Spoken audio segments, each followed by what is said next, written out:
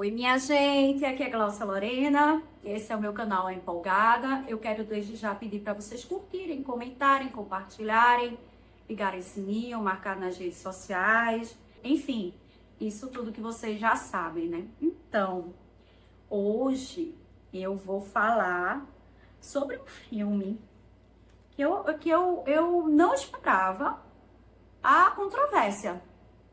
E ela surgiu assim, eu tipo, minha gente, é isso mesmo? Mas enfim, o filme é A Odisseia, do diretor Christopher Nolan. Estreou há pouquíssimos dias no Brasil, da data da publicação desse vídeo. Eu assisti na estreia, com remédio para febre, mas fui com amigas queridas. Beijo, Gabi, beijo, Aldo e beijo, Fabi. E aí nós fomos ver A Odisseia. Que a gente adora o Christopher Nolan. Ah, mas ele não é isso tudo e não sei o quê. Veja, repetindo o que eu digo em diversos vídeos. O cinema, ele é uma experiência individual. E de jeito nenhum, creio eu, os diretores buscam unanimidade. Pessoalmente, eu acho que obras de arte, objetos de arte, arte unânime é ruim. Eu gosto da diversidade, eu acho que críticas importam, mas quando fazem sentido, né? Então, o Nolan, obviamente, não é unânime, mas é um diretor que eu gosto. É um cara que fez aquela trilogia do Batman com o Christian Bale. Ele tem Interestelar, que eu amo. Eu não entendi, parece que tá na moda falar mal de Interestelar na internet. Não entendi essa moda. Mas prefiro não participar dela, porque eu gosto de Interestelar pra caramba.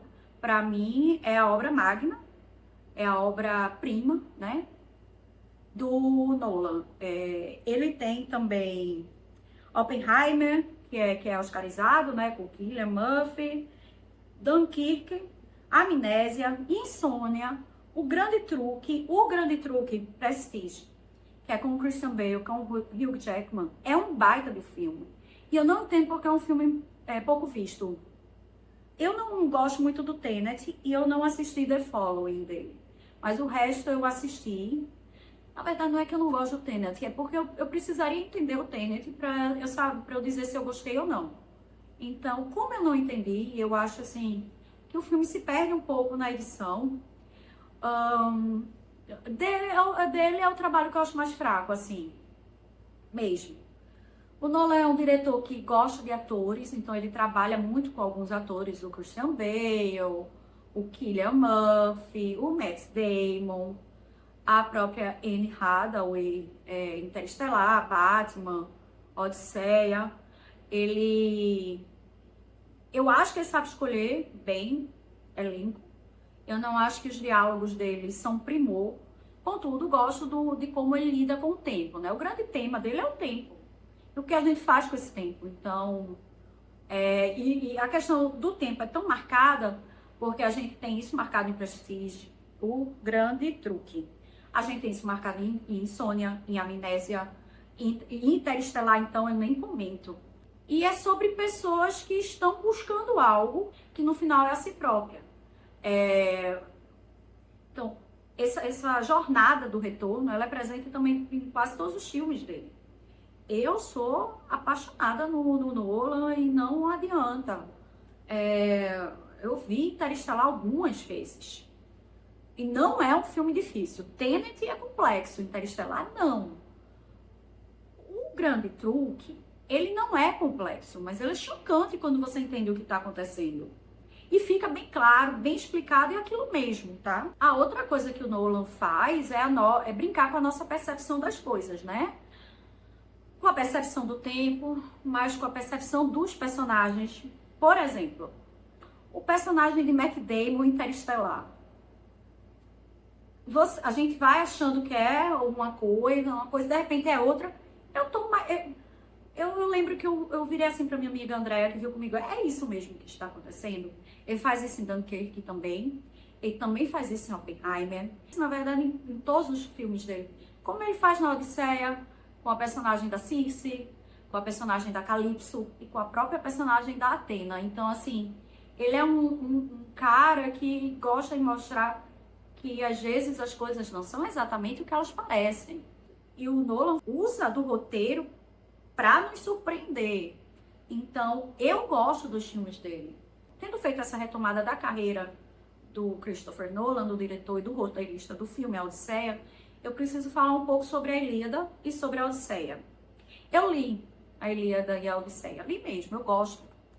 Eu li há bastante tempo. Eu tenho um gato chamado Odisseu e eu tenho uma gata chamada Penélope. Eu gosto mais da Odisseia do que da Ilíada e às vezes eu gosto mais da Ilíada do que da Odisseia. Isso depende do meu momento de vida. Mas eu gosto das duas histórias. E, assim, o que é a Ilíada? Primeiro, Ilíada vem da palavra Ilion, que era o nome que Troia tinha na Grécia. A Grécia, na época de Homero, ela não é o que a gente conhece hoje, uma região unificada. Então Ilion é como Esparta, os espartanos chamavam Troia. Onde é Troia? Troia existiu? Troia existiu. Troia era uma cidade que existiu. Hoje é na Turquia. Ela é um sítio arqueológico na Turquia e sim tinha um muro. Mas todas essas cidades tinham muros que as protegiam, né? Muralhas que protegiam essas cidades. Então, dá para se visitar as ruínas de Troia. Na Ilíada, Homero retrata 50 dias da Guerra de Troia, que durou 10 anos.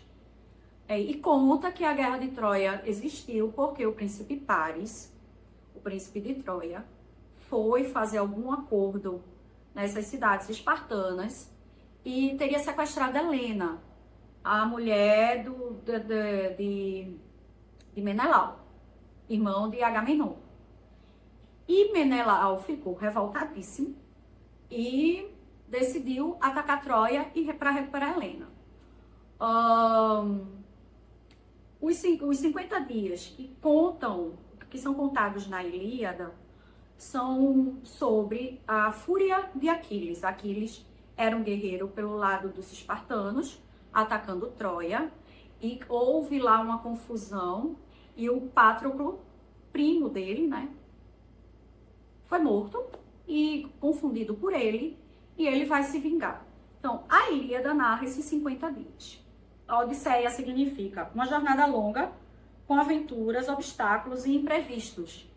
E é o nome desse rei, Odisseu, da cidade de Ítaca, que lutava pelo lado dos espartanos. Odisseu também é conhecido como Ulisses. E narra, na Odisseia, a gente tem os 10 anos que Odisseu levou de sair de Troia, das praias de Troia, para Ítaca, o país dele, a terra dele. É uma jornada com muitas aventuras e desventuras e muitas coisas. E narra também Penélope, que é a esposa dele, ficou em Ítaca e ela teria recebido uma ordem para se casar novamente, porque Ítaca precisaria de um rei. E ela está afiando no tear algo, e à noite ela desfaz, porque ela quer porque quando ela terminasse de fiar essa peça, ela teria que escolher um pretendente. Então, à noite ela desfaz, porque ela não quer escolher, porque ela acredita que Odisseu vai voltar. Há uma grande controvérsia perguntando se Homero existiu. Vamos lá. Homero, se existiu mesmo, ele nasceu por volta de 3.000 anos atrás, que é mais ou menos 980 a.C. A gente está falando da Grécia Antiga. A história da Guerra de Troia, ela é anterior a isso e ela era passada numa tradição oral, contada nos teatros, nos encontros, nas feiras. E as pessoas que contavam história, os poetas da época, sei lá, você estava lá num círculo, aí conta sobre a história de Odisseu e o Ciclope. Aí a pessoa que estava narrando, um poeta, contava essa história e aumentava um ponto. Eu fiquei muito preocupada, Porque eu vi na internet um movimento, temos que ser fiéis ao texto de Homero, porque ele narra a Guerra de Troia. Como se, sei lá, a Guerra de Troia tivesse realmente existido pelos motivos dados, não há prova histórica alguma. Como se Homero realmente tivesse existido, não existem certezas, existem dúvidas. E como se tudo que fosse narrado ali fosse verdade. Não é bem assim. O que foi narrado na tradição oral é quase um realismo fantástico, um realismo mágico, com a presença dos deuses, né, gregos participando da história, muito presentes. Sei lá, Odisseu dizendo o nome para o Ciclope, só que o Ciclope é filho de Netuno. Aí vai Netuno e joga uma praga em Odisseu, digamos assim. Então, é um realismo fantástico, é uma história que foi sendo construída por muitos anos, e essa figura, vamos chamar de Homero, como se ele realmente tivesse existido. Eu acho que ele existiu. Então vamos chamar de Homero. Que Homero registrou. E ele registrou no que a gente chama de um poema épico, que são versos longos, que mistura deuses no meio dos personagens humanos, registrado de uma tradição oral, como eu mencionei, e que falam muito sobre os valores do tempo dele. E por que é tão... Por que quando a gente lê a Ilíada e a Odisseia hoje em dia faz tanto sentido? Porque os valores do tempo de Homero de 3.000 anos atrás são valores que ressoam com a gente. A jornada do cara voltando para casa, passando por aventuras, por desventuras. Vale também dizer que a tradução do grego antigo, ela é uma tradução complexa. Por exemplo, há na Odisseia ou na Ilíada algo que diga que Helena era uma mulher branca, loura, de olhos claros? Não, minha gente, não há. Helena é uma figura mítica que Zeus seduziu, se fantasiou, tirou um cisne para seduzir a mãe de Helena. Então, Helena nasceu de um ovo. É uma mulher belíssima. O que se diz é que Helena era a mulher mais bonita do mundo naquela época. Desculpa, mas Lupita Nyong'o é uma das mulheres mais bonitas do mundo. E se vocês acham que uma mulher preta não pode ser considerada a mulher mais bonita do mundo, e a gente tem que ser fiel ao texto de Homero, porque Homero não diz nada, tá? Em grego antigo, Homero não diz nada. Sou especialista na Ilíada e na Odisseia? Não sou, mas adoro o tema, já estudei pra caramba, já li mais de uma vez e garanto pra você que não tem isso lá. Ai, mas depende de quem traduziu. Depende, realmente. Outra coisa, Odisseu não é, de jeito nenhum, um herói fofo e querido e maravilhoso sem defeitos. Odisseu é uma pessoa numa jornada. E uma pessoa numa jornada faz muita coisa boa e muita coisa ruim. De fato, quando ele teve a ideia do cavalo de Troia e fez o cavalo de Troia, ele zomba dos deuses. Porque ele está usando da fé dos troianos para levar o inimigo para dentro dos muros. Não é isso? Então, assim, isso também não é fofo, não é querido, não sei nem se é correto. E eu acho que é esse mote dessa culpa que Nolan usa muito no filme, no roteiro do filme.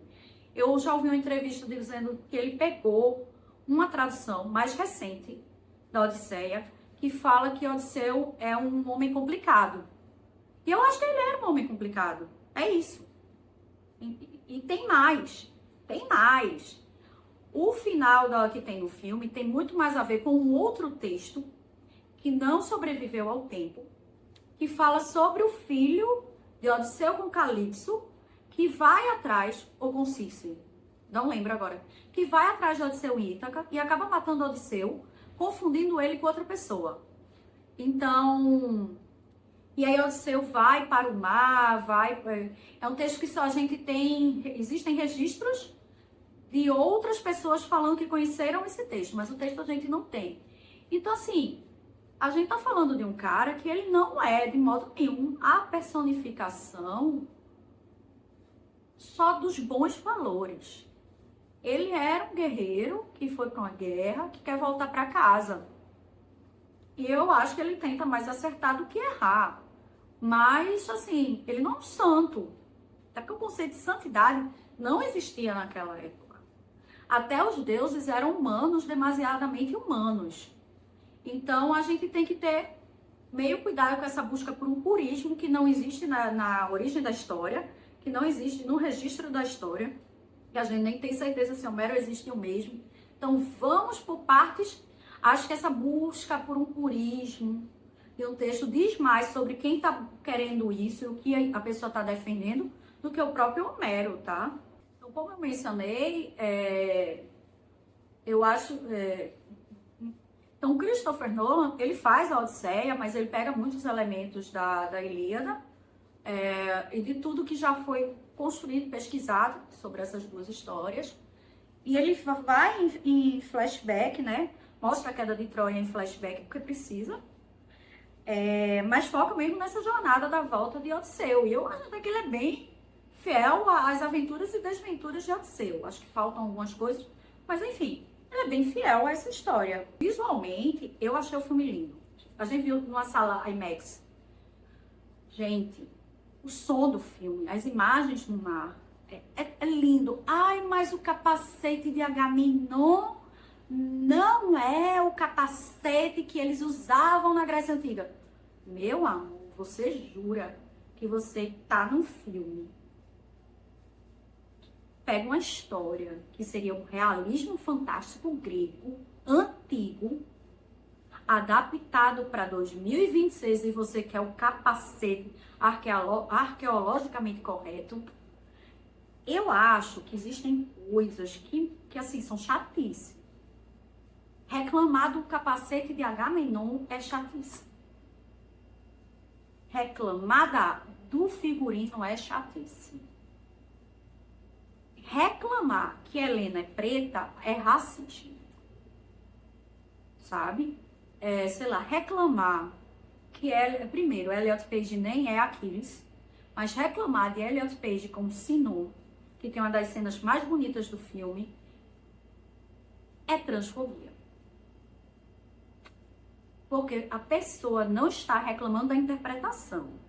Está reclamando porque quem está atuando não é o que a pessoa imaginava. Então, vá cada um fazer a sua odisseia. Sabe?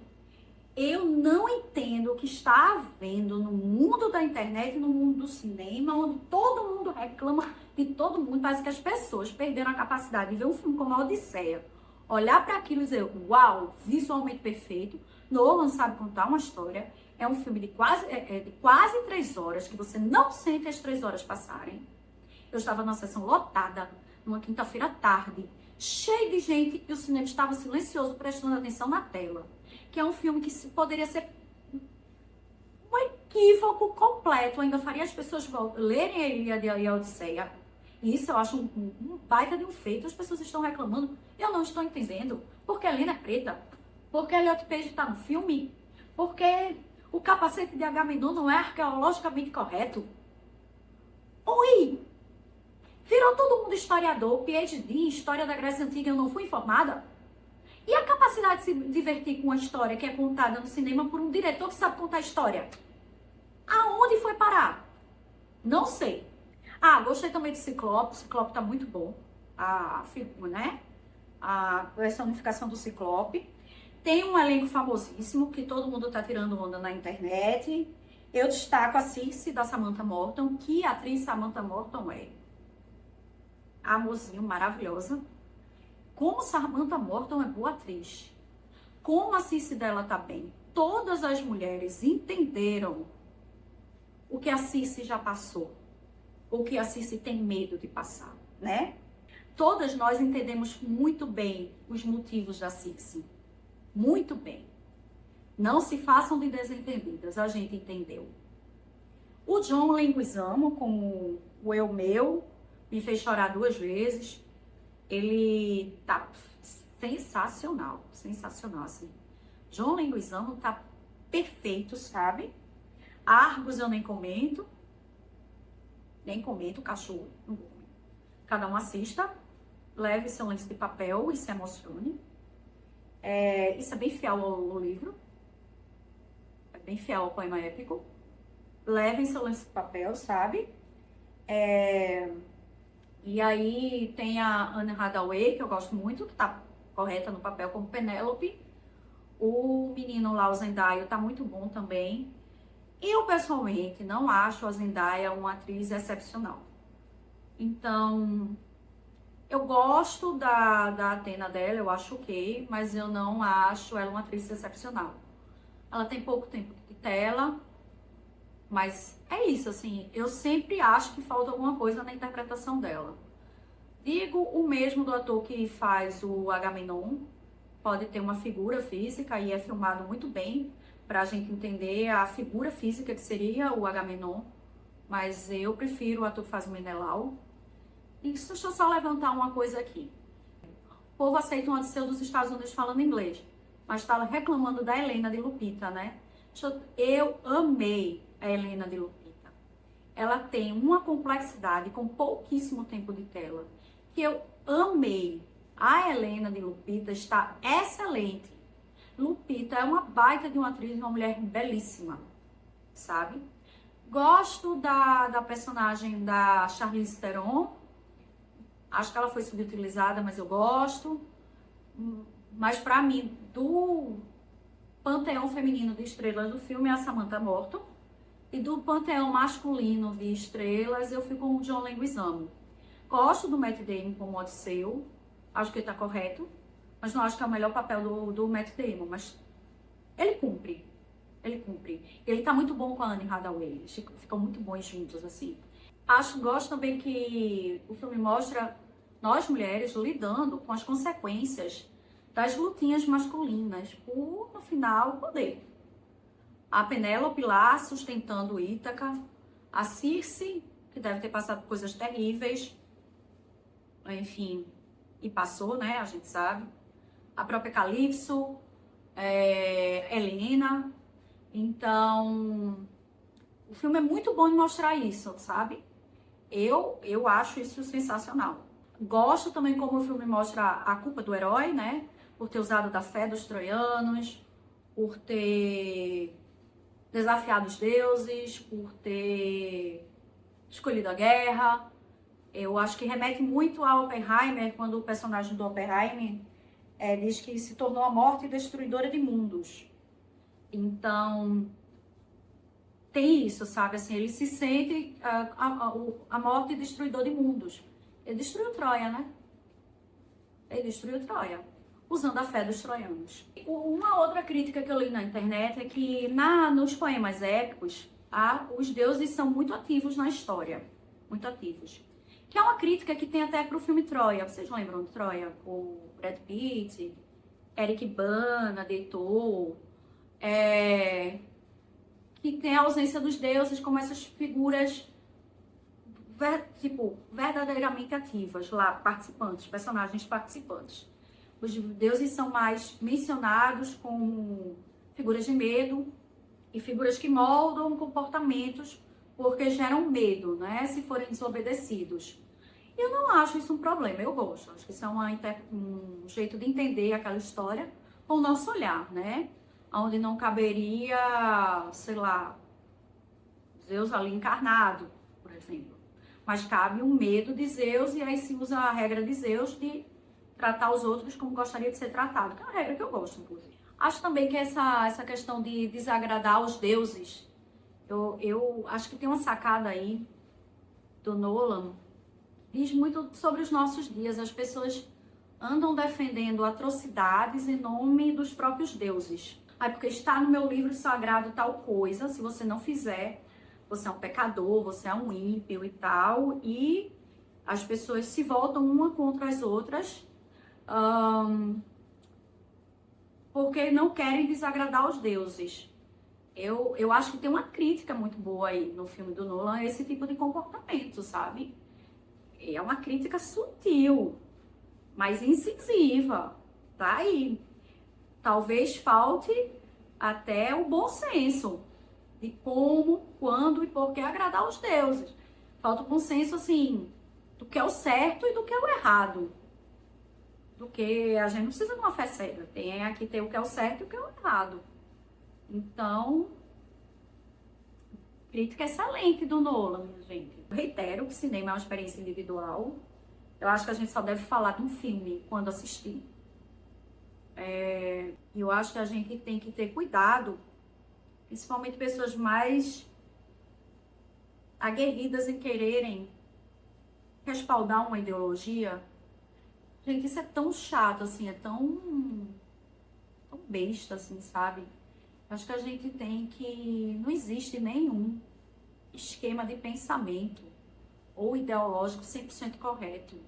A dúvida é o preço da pureza, sabe? Eu não preciso fazer isso. Vão lá, se a priori você acha muito ruim uma Helena, uma mulher preta, vai ver o filme e ver como a Lupita é linda, perfeita e maravilhosa. Por que você não consegue ver uma mulher preta como uma mulher linda, perfeita e maravilhosa, mais bonita do mundo? Por quê? Se pergunta isso e para e pensa, eu posso melhorar, eu posso mudar, sabe? Sei lá, usa a experiência cinematográfica como uma experiência transformadora, de rever conceitos, de rever porque tá defendendo coisas. Talvez você nem saiba porque você tá defendendo que a Helena tem que ser branca, loura, do olho azul. Por que você tá defendendo? Ah, porque tem no texto de Homero? Não tem. Poxa, assim... A gente nem sabe se Homero existiu mesmo. Aquele é um registro escrito de uma tradição oral que, assim, aquela história poderia ser contada 10.000 formas diferentes. Se tivesse sido registrada por outra pessoa ou outras pessoas, talvez o retorno de Odisseu tivesse muito mais desventuras do que já tem. Ou tivesse menos, ou alguma coisa fosse suprimida, outra fosse acrescentada. Ou talvez o final do filho dele lá, matando ele, do outro filho, né? Não o Telêmaco matando ele. Então, estivesse incluso, sabe? Isso é o que chegou pra gente. Enfim, o que eu acho é que cada época vai ler e vai adaptar a Odisseia a partir do seu olhar. A gente pode ter conhecimento histórico sobre a Grécia Antiga, mas a gente não viveu a Grécia Antiga. Então, a gente vai olhar para a Odisseia a partir do nosso olhar, das nossas experiências, que é um homem traumatizado com a guerra, traumatizado com o que foi capaz de fazer, que foi capaz de defender, com a esperança de que os tempos sejam renovados e que o mundo seja feito bonito novamente, sem tanta disputa por besteira. Isso eu acho muito parecido com O Senhor dos Anéis, com o final do Senhor dos Anéis. Claro que Tolkien conhecia Odisseia. Então, é um homem lidando com um transtorno de estresse pós-traumático do que viveu na guerra e no seu retorno, sabe? Porque, sabe aquele filme The Hurt Locker, que ganhou o Oscar, e com Jeremy Renner, que é um filme que desarma bomba na guerra, que ele volta para casa e ele olha um bocado de cereal e ele não consegue realmente voltar para casa? É isso, Odisseu. É uma alegoria sobre uma pessoa que não consegue realmente voltar para casa depois de tudo que passou, viveu e fez. E que quer que os tempos sejam renovados para ninguém mais passar por aquilo. Então é um baita de um filme. Que essa interpretação tá lá. É possível de fazê-la com o texto de Homero. É possível de realizá-la. Então qual é a dificuldade de olhar para aquele filme e ver que ele é um filme bom, porque ele é um filme bom. O melhor do Nolan, não acho. Para mim, os dois melhores do Nolan, a Interestelar e o Grande Truque, sabe? Mas um baita de um filme. Então, qual é a dificuldade de ver isso que tá também no texto? Que é uma das interpretações possíveis do texto. Eu realmente não sei qual é a dificuldade. É uma coisa que eu vejo movimentos, e tudo vira uma guerra, uma luta, uma disputa, com visões hegemônicas das coisas, das obras de arte, da política, da religião. Não dá, não funciona. Hegemonia não funciona. Não existem certezas. Não existe só um pensamento e uma forma de análise. O que a gente precisa encontrar é uma forma de conversar, de se comunicar, de trocar experiência, de trocar repertório, encontrar um meio termo que seja bom para todos. Por isso a democracia. Mas essa busca, quase, minha opinião é melhor do que a sua, não tá valendo. Não tá. Porque eu vi a opinião da Isabella Boscov e eu concordo com muitos dos pontos dela, entendo porque ela achou aquilo. Eu Mas eu discordo de muitos pontos também. Então, eu realmente não sei o que dizer. Existe um termo chamado Zeitgeist. Seria o espírito do seu tempo. Eu acho mesmo que o filme do Nolan é um filme que pega a Odisseia e lê a Odisseia com o espírito do nosso tempo. E é extremamente competente na realização disso. É extremamente competente para questionar o nosso tempo, contando uma história que prende a atenção e que tem imagens belíssimas e uma trilha sonora maravilhosa e atores que todos estão bem no papel. Tem ninguém ruim. Existem alguns melhores, alguns piores, mas todos estão bem. E a figura da Zendaya, como a Athena, vem para mostrar esse espírito do tempo. Bem correlacionado à culpa. Talvez até a culpa do sobrevivente. Um baita de um filme, uma baita de uma experiência cinematográfica. Não é o melhor filme do Nolan. Vai mudar vidas? Não sei. Acho que vai fazer as pessoas lerem a Ilíada e a Odisseia. E pesquisarem livros como A Canção de Troia, ou o próprio o Penélope, da autora de O Conto da Aia, sabe? Vai fazer as pessoas voltarem para duas obras que são consideradas as fundantes da literatura ocidental. Vão fazer as pessoas pesquisarem sobre Homero, existiu, não existiu, era cego, não era cego. Enfim, que massa! Que massa! E é sim um baita de um filme. Enquanto cinema é um baita de um filme. Com pano para manga para interpretação. Mas que essa interpretação seja feita como eu estou fazendo, minha opinião. É o meu olhar. Você tem direito de ter outro. Mas pare e pense por que você não quer uma Helena preta. Sabe? Por que a personagem do Elliot Page incomoda tanto? Por que esse incômodo? Sabe? O que Elliot Page ser um homem trans piora na tua vida? Ou na vida de quem quer que seja? Porque a existência do Elliot Page é tão incômoda. Sabe? Isso diz sobre o filme? Não. Isso diz mais sobre pré-conceitos, sobre opiniões que estão desconsiderando o desejo de ser e existir de outro no mundo. E eu acho que a gente não pode fazer isso. Eu acho que cada um tem o direito de ser e existir no mundo como quer. Ah, mas é errado. Quem disse que é errado? Onde é que está escrito que é errado? Seu livro religioso lhe obriga, não obriga ninguém. Como meu livro religioso não obriga ninguém. Entende? Enfim, um baita de um filme e que eu não esperava de jeito nenhum essa comoção pública e que eu quero ver de novo. Excelente. Nolan, mais uma vez, contou uma bela história. Mais uma vez, obrigada por terem ficado até aqui. É um vídeo longo, mas vamos pro cinema ver o filme? Vamos ver os outros trabalhos do Nolan, os menos vistos, Dunkirk, O Grande Truque, sabe? Insônia. São filmes tão bons. É isso. Muito obrigada, minha gente. Beijos.